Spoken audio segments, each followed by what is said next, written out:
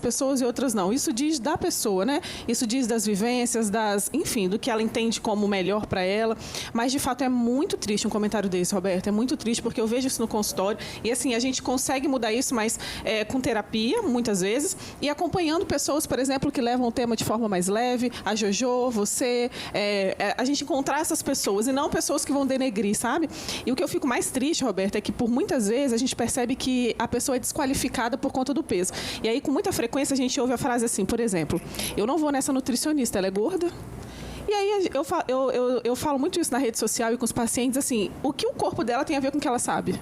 Porque depois que ela engordou, ou se ela já engordou, não mudou o que ela sabe, né? Então, digamos, eu sei que tem que fazer isso, isso, isso. Eu engordei, eu parei de saber isso, eu continuo sabendo. Então, às vezes a pessoa pensa, não colocou em prática, só que aí a gente volta no assunto de que é uma doença, por vezes, né? E não só a obesidade, você está acima do peso, você pode ter passado por um momento difícil. E aí você está acima do peso, você deixou de saber o que você sabia? Não. Mas aí você é julgado, eu não vou nela porque ela é gorda.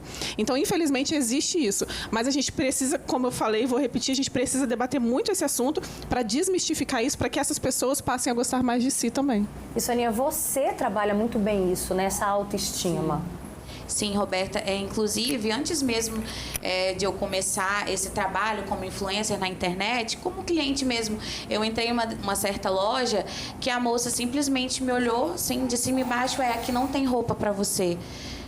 E assim, poxa, tudo bem, a gente tem noção, sabe, em loja que a gente deveria entrar, mas eu acho que não precisa agir dessa forma. É óbvio, eu fiquei muito mal, eu chorei, só que eu falei, não, vou levantar a cabeça porque eu sou linda desse jeito e eu me amo desse jeito. E hoje em dia eu faço muito provador, rios elaborados para lojas que estão apostando muito na moda plus, que hoje está assim despontando, e lojas essas que às vezes só tinha para aquele modelinho padrão, que é, né, peitinho de silicone, cinturinha fina. Hoje em dia não, e isso é muito importante ser abordado, sabe? Lojas, vocês que só tem para esse perfil, sabe? Tenta procurar por um perfil plus, por um curve, né? Porque a gente também merece ter, né? Uma roupinha com brilho, com essas coisas elaboradas que, infelizmente, em muitos lugares a gente só encontra no P, pro tamanho 38. Vem mudando muito. Assim, algumas lojas hoje que eu via que não tinha, já passou a existir. Lojas renomadas também, só que eu acho que falta bastante, assim. Precisa de muita mudança ainda para o nosso público. Agora, uma pesquisa que eu vi, até divulgada na Agência Brasil, é que das pessoas entrevistadas, pessoas obesas, 72% dessas pessoas relataram que o maior preconceito acontece dentro de casa, na família. Pior que é verdade, Roberta. Comentários que, como a Rayane citou ali, talvez, não é na maldade, mas é sim. Você tem que pensar antes de falar, porque você não sabe por que a pessoa engordou. Talvez ela está sofrendo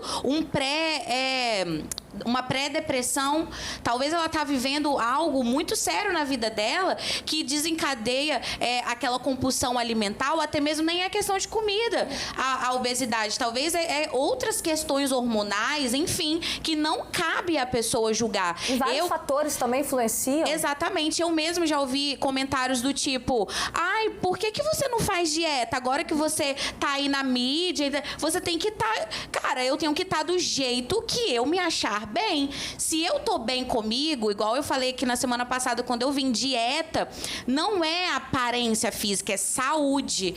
Primeiramente, a gente tem que gostar da gente, tá bem com a gente. E eu sei que é muito difícil, porque hoje eu lido muito com isso, só que eu tento levar com leveza. As pessoas mesmo comentam, Soninha, que legal, parece que você não tem problema, mas eu tenho.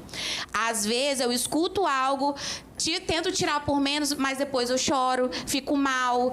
Aí meu esposo vai e levanta, ei, por que você tá assim? Não tô te reconhecendo, porque você é a pessoa pra cima, não sei o quê. Mas às vezes é tanto que a gente ouve sem querer aquelas coisas que eu fico, cara, será que começa a duvidar de mim mesma, sabe? Mas é uma guerra aí constante que a gente vai vencer. Olha que ponto que pode chegar, né, Dani? E aí depois de todo esse constrangimento que a Juliana passou, como a gente disse, ok, o trâmite de trazer a Juliana de volta pro Brasil foi resolvido.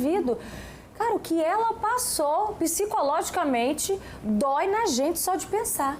Exatamente. E eu ia usar essa questão e a que você trouxe muito bem também. Por exemplo, assim, quando você menciona, eu entrei na loja e, por vezes, eu podia imaginar que aquela loja não ia ter roupa para mim, mas a forma que a pessoa fala. E aí, do mesmo jeito, a forma com que essa pessoa foi tratada com a aviação lá. Por quê? O estresse pós-traumático, o que acontece na prática? Às vezes, a gente está passando por uma situação parecida e a gente já imagina que vai passar por aquilo tudo de novo. Eu gosto de sempre usar o exemplo assim, sabe? Um perfume, aí que você sente e fala assim, lembrei de tal pessoa. Ou então um cheirinho da comida da minha avó. Então, essas coisas, elas fazem associações automáticas no cérebro. E aí, no estresse pós-traumático, negativamente falando, o que acontece? Só de pensar, às vezes, eu vou sair de casa, eu penso, não vou não, porque eu vou passar por aquilo. Eu tenho que comprar uma roupa, não vou não. Vou ter que pegar um avião. Eu vi stories dela, ela falando que todas as vezes ela só viaja se a mãe dela for junto, para que a mãe dela sente ao lado, para que se ela for incomodar alguém, seja a mãe dela e que ela não tenha que ouvir nada. Olha isso. Camila, pode isso? Uma companhia aérea, ok, a gente está falando do outro lado, né, assim, lá no Líbano, mas se fosse aqui, uma companhia aérea pode agir da forma que foi feito com ela? Então, estava até conversando antes da gente entrar, é importante que a gente não saiba os detalhes, né? Mas assim, a pessoa que tenha uma condição atípica, que a gente chama, né? Informar isso. Porque, ok que existe o assento, mas e se tem dois assentos e tem 5 pessoas gordas? Não vai caber 5 de qualquer forma. Então, a gente não sabe se ela havia informado ou não, tanto que ela veio numa aeronave onde ela coube, né? Então, não sei. Mas o que, até então, até onde eu saiba, a não ser que tenha modificado alguma coisa, é que não é cobrada uma taxa extra para a pessoa ter esse assento especial, por conta de uma necessidade. Ser gordo, existe um CID, é uma doença, né? E aí, não é o que você acha a respeito de ser. Porque eu posso me achar gorda no corpo que eu tenho. Eu posso, né, julgar o outro, mas não, quanto ao IMC, tudo direitinho, né, essa parte médica. Então, é importante a pessoa que é gorda, fica a dica, ela informar na hora que ela for fazer, né, a passagem que precisa de um assento especial, assim quando for comprar um local num teatro, no cinema, porque ela tem, assim como a Rayane também explicou, você sabe o corpo que você tem, o espelho está na sua casa. Então, se ela entrou numa loja onde ela sabe, ela que tem que achar se naquela loja aquilo vai caber nela ou não. Não é outra pessoa informar, aqui não tem roupa para você. Quem disse? Se eu quiser usar um PP, o corpo é meu. Então, isso a gente traz para essa questão jurídica de na hora de estar. E aí, se você sofrer ainda assim, mesmo você informando que você precisa e alguém te induzir a uma compra casada, a 2 assentos, não tem condição, a não ser que, né, eles não tinham como alocá-la, que utilizasse os 2 assentos, sem né? cobrar um Mas sabe extra o que é revoltante? Olha só, iria cobrar uma taxa extra se precisar. Informe que você precisa de um assento especial. Lembrando que a obesidade é doença. Recentemente eu fui num parque que pessoas que comprovassem, né, apresentassem um laudo de deficiência, o Fast Pass, que as pessoas pagam a mais por isso, a pessoa não paga por isso por ser deficiente. Se a pessoa existe, se tem ali uma doença, era até para ela ter desconto. Né? Assim, diante das acessibilidades que a gente fala, de inclusão, não era para ser isso daí, não era para pagar mais. Até porque você também pensa, Roberta, eu não posso responder porque nós não somos médicos. A pessoa gorda, ela pode carregar, assim como a magra, mas outras doenças por conta disso, né? Então, às vezes, ela pode ser uma pessoa hipertensa, pode ter uma tendência à trombose, enfim, várias questões de diabetes. Então, ela precisa o quê? Se ela já está viajando, ela já está rompendo muito com aquilo, porque deve ser incômodo para o joelho, para a coluna, enfim, eu não sei, não é a minha realidade. Mas a gente precisa estar preparada, as empresas estão, né? Precisam estar para isso. Então, se alocarem, né? Soninha, para a gente finalizar esse assunto, eu queria que você abrisse o seu coração e falasse pro pessoal de casa, sabe, o que na sua opinião, o que te ofende?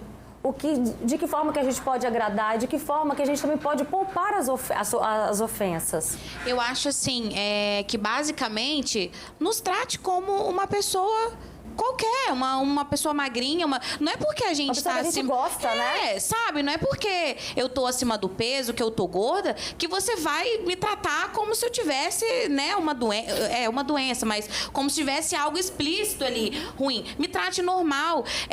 Nada de ficar falando, ei, você precisa emagrecer. Ei, nossa, você vai pra academia, mas não vejo resultado. Gente, sabe, se eu deixo de ter resultado ou não, cabe a mim. E o que é um Ninguém resultado, sabe né? o que eu vivo, sabe?